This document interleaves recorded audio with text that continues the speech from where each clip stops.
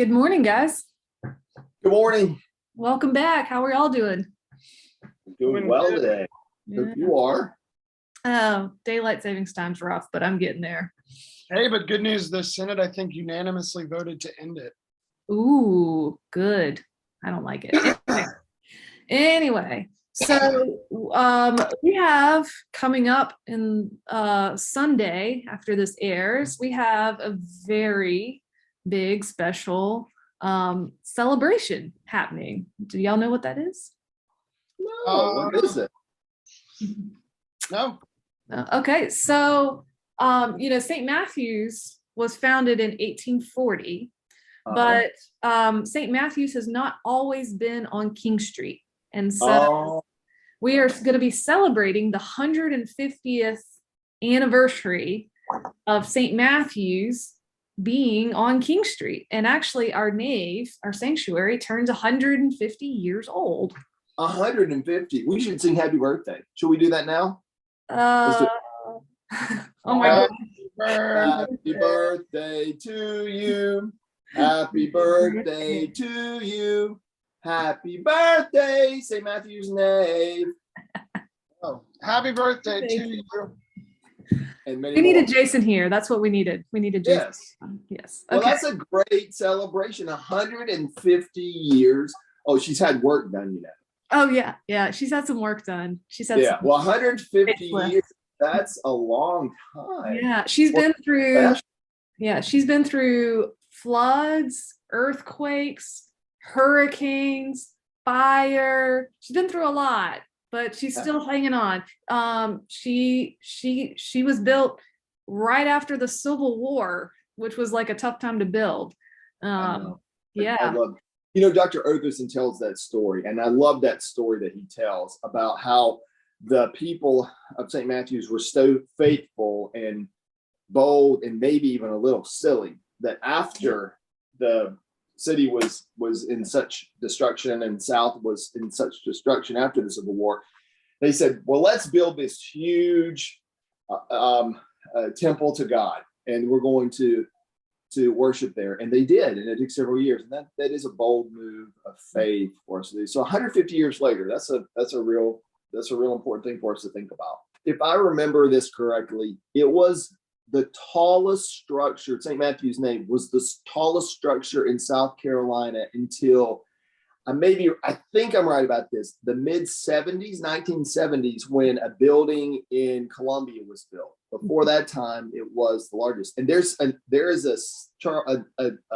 actual statute now in Charleston that no building anyway, can be built taller than St. Matthew's Tower there. So yeah, it's a special place that gets your attention. Yeah. Doesn't it? So, we're having this anniversary birthday celebration, not just for a building, but celebrating that we have been on King Street and doing ministry on King Street at Marion Square for 150 years. And that's a lot to celebrate. So how are we going to celebrate? What can our boys and girls look forward to and our adults look forward to with this celebration? Well, one thing that's going to be I'm looking forward to is we're going to have a I'm getting a lot of text right now at the same time, sorry, on my laptop. One of the things we're going to have on the 27th is we're going to have a special prayer during our service. And then afterward, we're going to have a special courtyard koinonia with delicious food and drink. And hopefully the weather will be nice and we'll be able to be outside in the courtyard and toast the Pink Lady. That's sometimes the nickname of St. Matthew's nave on King Street there in her neighborhood. Mm-hmm. Yeah. Is there going to be birthday cake? I believe there is actually going to be a cake. I think Miss Fisher is going to do that. I can't remember. Cool. Neato. All right. So, we look back and a lot has happened in 150 years, a lot of big events, probably some that people couldn't imagine. So, that's looking back in the past. What comes next for St. Matthew's? And the ministry of St. Matthew's on Marion Square? What's in the future? If you could look at a crystal ball, what do you think is up next for St. Matthew's? I think a lot more worship, education, service, care, koinonia, in speaking a word of good news to those on King Street, those beyond King Street, and those way beyond King Street. I think there's some good days ahead and some good ministry for St. Matthew's. We are in a, in the past, we used to be in a place that was not the central part of town. Mm-hmm. But now, if you look at a map and how things are growing, we're kind of right in the middle. We're right there in the middle of everything, and all this is around us. And there's all these opportunities for us to reach new people and different people and more people. I think we're going to have to think more collaboratively about how to guests in the yard, I think. So that's why Charles is barking.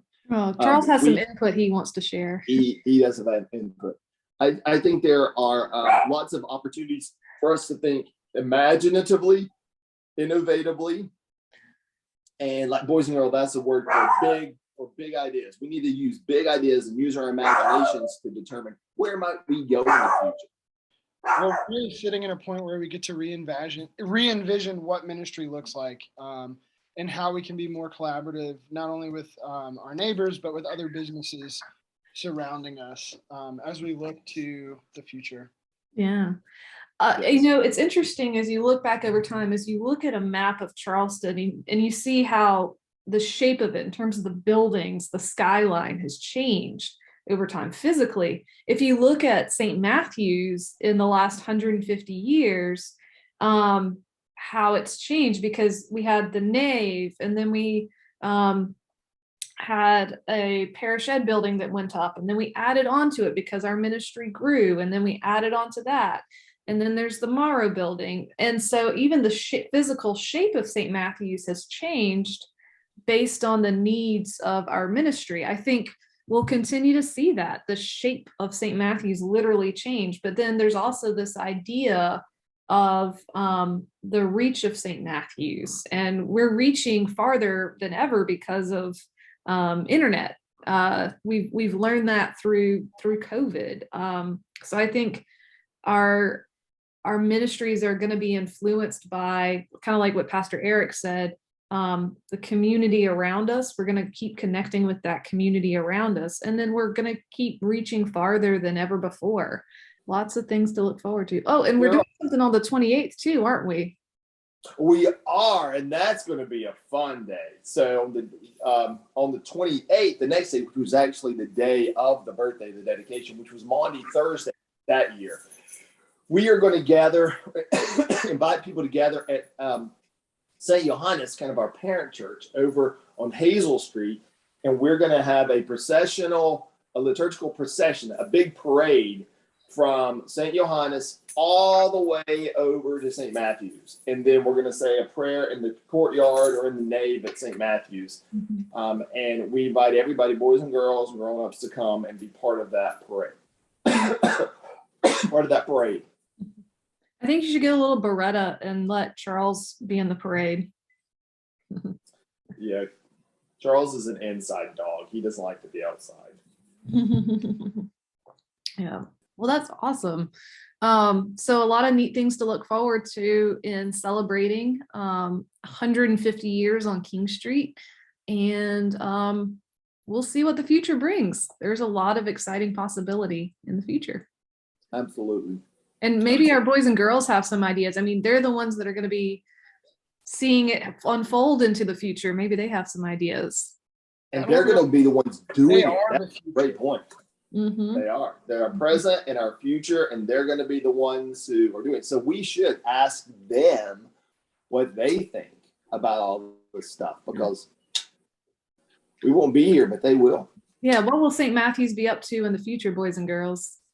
I think you should email your answers, or get your parents to email your answers to Daniel, and we can figure it out. Yes. Absolutely. All right. Well, y'all take. All right, boys and girls. It'll be a great birthday celebration. Make sure to wear a birthday hat. Yes, absolutely. All right. Y'all take All care. right, bye. Bye. Do well.